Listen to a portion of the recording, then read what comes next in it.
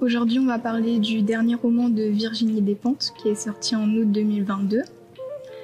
C'est l'histoire de Oscar, un écrivain qui va écrire sur une actrice, Rebecca, et il va dire qu'elle n'est plus trop d'actualité et qu'elle n'est plus belle, et elle va lui répondre, et va s'en suivre un échange entre les deux qui va beaucoup évoluer.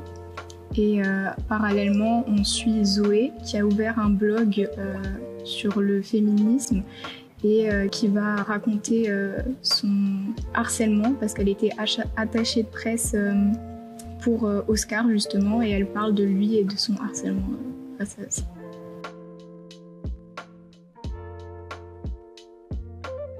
J'ai beaucoup aimé les personnages qui, je trouvais, n'étaient ni des héros loin de là, mais pas non plus des méchants, parce qu'on expliquait toutes leurs raisons d'agir.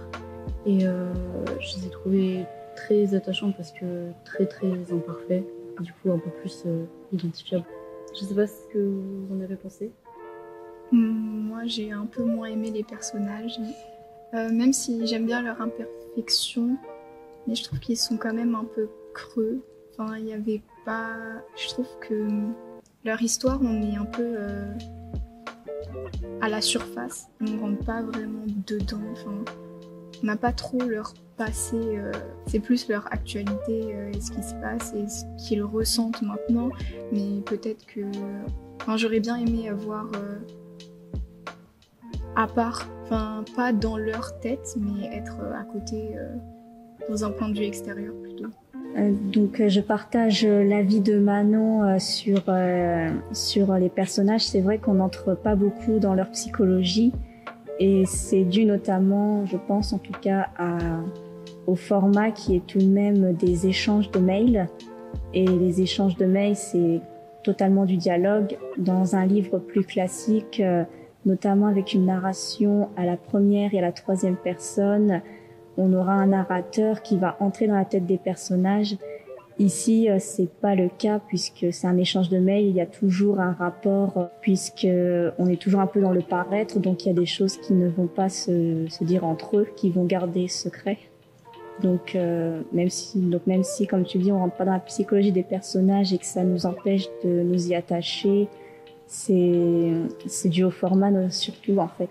Au niveau des thèmes abordés, je trouvais que c'était très cru, comme tous les autres livres de Despentes, mais très sincère,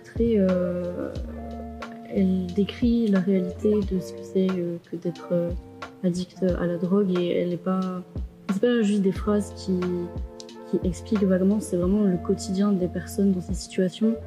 Et pareil pour d'autres situations comme le harcèlement, la solitude, qui sont aussi des thèmes abordés dans ce livre.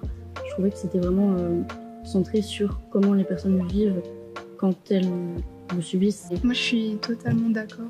J'aime beaucoup ce style d'écriture très cru et trash. Et c'est vraiment... Ouais, on sent la sincérité et la réalité, en fait. Ouais, et ce que j'aime bien dans ça, c'est que y a beaucoup de citations qu'on peut en retirer, vraiment des passages entiers qu'on peut citer, et il y a vraiment des phrases choc, et ça, je trouve ça super.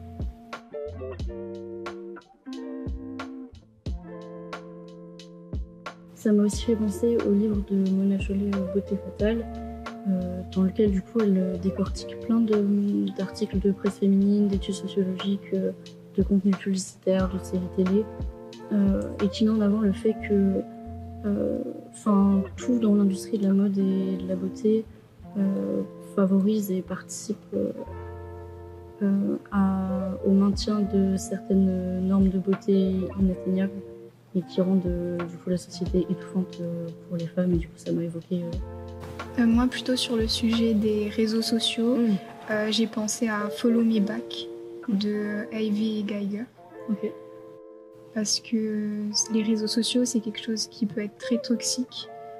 Et tout ce que Zoé Katana doit subir aussi sur les réseaux, les critiques, on le retrouve un peu dans Follow Me Back. Mais en même temps, comme pour Oscar et Rebecca, c'est un moyen aussi de s'exprimer et d'être un peu en sécurité quand même et de faire des rencontres. Et ça aussi, on l'a dans Follow Me Back, puisque deux personnages se rencontrent et vont parler ensemble. Mais il y a quand même toutes ces critiques derrière et ces commentaires qui peuvent faire mal et impacter les personnes.